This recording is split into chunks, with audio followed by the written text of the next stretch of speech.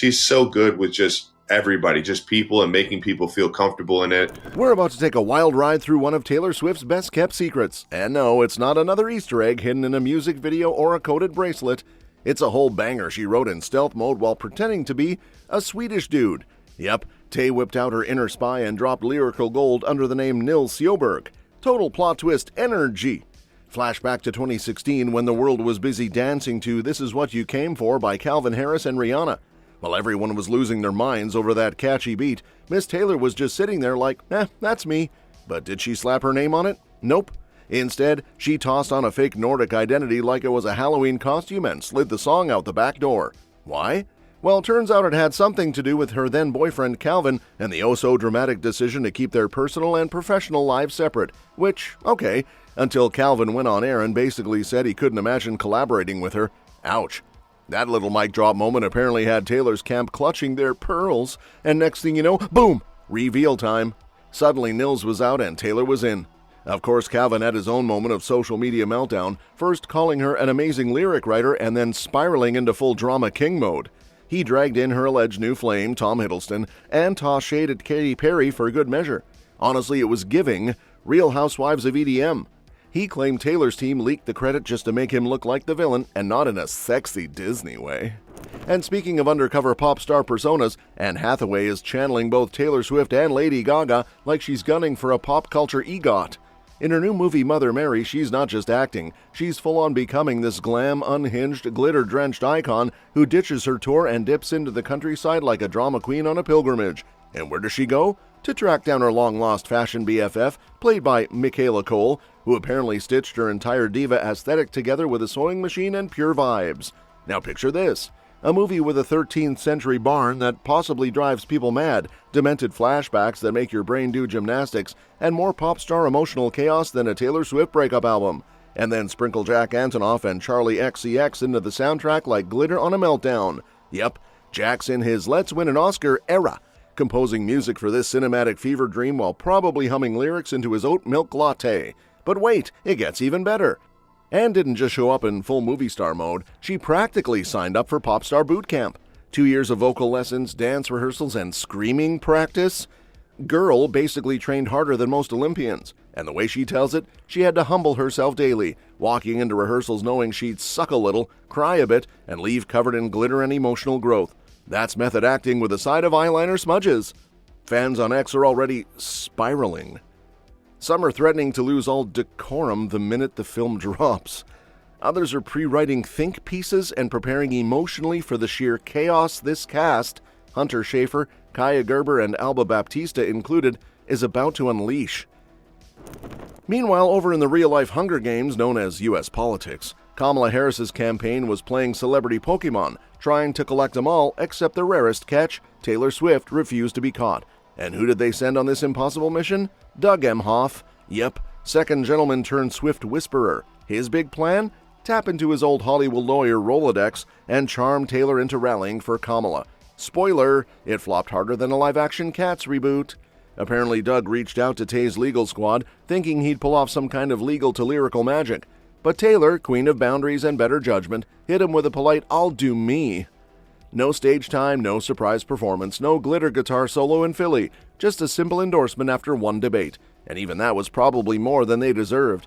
Insiders said the campaign team was told to back off, like literally instructed not to even glance in Swift breathing down their necks. Still, the Harris team went full Coachella in the final stretch. We're talking concerts featuring everyone from Lady Gaga to Fat Joe to Oprah. Yes, Oprah. It was giving. Stars, they're just like us trying to get out the vote. The campaign reportedly dropped a casual $20 million on these mega rallies, which ended up being glam, loud, and wildly ineffective. Trump still swept those swing states like it was karaoke night and he chose my way. And speaking of doing it her way, Taylor's musical mojo didn't just drop out of the sky like some glitter-covered prophecy. Nope, it's got roots. Opera roots, to be exact. Enter Marjorie Finley, a.k.a. Grandma Swift, a.k.a. the OG diva with a high note that could probably crack glass and command a room before TikTok even existed. While most kids were learning nursery rhymes, baby Taylor was getting lullabied with arias and probably thought Ave Maria was a bedtime bop. Marjorie wasn't just any grandma, she was the grandma.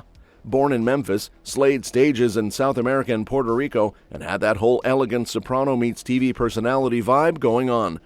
Basically, if Bridgerton had a musical spin-off, Marjorie would have been cast as the glamorous matriarch with killer pipes and zero chill when it came to showbiz. But while she was belting out coloratura like a boss, little Taylor was soaking it all in like a sponge dipped in drama and melody. Unfortunately, Swift lost Marjorie when she was just 13, and that heartbreak clearly got a permanent spot on Taylor's emotional vision board. And of course, because Taylor processes grief the same way she processes breakups, through bangers, we got the tearjerker Marjorie on Evermore. Yep, that one where she straight up dropped her grandma's actual vocals in the background, because subtlety is for people who don't win Grammys. And speaking of awards and unexpected career twists, Travis is now swapping touchdown dances for tee-offs and Happy Gilmore too. Yes, the man who usually spikes footballs is now swinging golf clubs, cinematically at least, and Patrick Mahomes is living for it. So much so that he's planning to rent out a whole movie theater for the Chiefs just to watch Kelsey's big screen debut. Forget team huddles, this is giving full-on bro-date energy with popcorn, vitamin water, and probably a few "bro, did you see that swing" moments. Now Kelsey's not dropping too many details. He's being as tight-lipped as Taylor during album rollout season, but from what insiders are saying, he's not just showing up, he's showing out. Even Shooter McGavin himself, Christopher McDonald, said Kelsey's got acting chops and golf game. And sure, we might have called him way too handsome, but let's be honest, the man could sell beard oil to lumberjacks. Adam Sandler, aka the Sandman, is also handing out gold stars like it's preschool graduation day. He called Kelsey funny as hell and slapped a rating of 12 out of 10 on his performance. Like, who even needs Oscars when the Sandman says you crushed it? Kelsey, meanwhile, is having his own "wait, is this my new side quest" moment. After surviving the chaos of SNL and somehow managing to not skip lines mid-monologue, he's gone full entertainer mode. Dudes already hosted Are You Smarter Than a Celebrity, played a creepy guy in an FX show, and now he's living his childhood golf dreams with Adam Sandler. At this rate, we wouldn't be shocked if he shows up in a musical next, probably belting ballads with Anne Hathaway in a sequin golf polo. Meanwhile, back in the real world of record execs, contract drama, and backroom power moves, two of Taylor's old music industry exes just got back together. And no, not romantically, calm down, we're talking business. Big Machine's Scott Borchetta and former Republic Records wizard Joel Clayman have decided to relaunch their dynamic duo Energy and drop a shiny new label baby called Ascend Music. Apparently they woke up and chose genre-fluid domination. This new label, think of it as the Avengers of cross-genre artist development, except instead of capes and superpowers, it's all about bangers and billboard placements. These two are back together like it's 2008 again, reminiscing on their glory days of pushing Love Story to radio superstardom. And insiders are saying they're already cooking up something spicy, with their first artist reveal just days away. Place your bets now, TikTok prodigy or broody indie darling. Clayman's resume reads like a greatest hits compilation of music industry chess moves. Columbia, Epic, Republic, you name it, he's played a high-level role there. And now he's joined forces with Borchetta, who, let's not forget, played co-pilot in the early Swift launch before things got messier than a group chat during a breakup.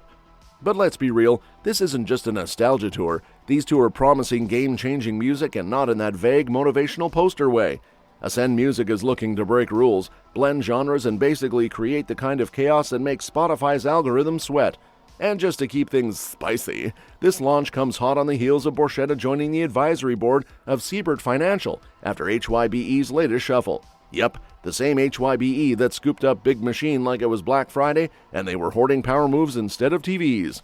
$1 billion later, and this empire just keeps expanding like it's on creative steroids.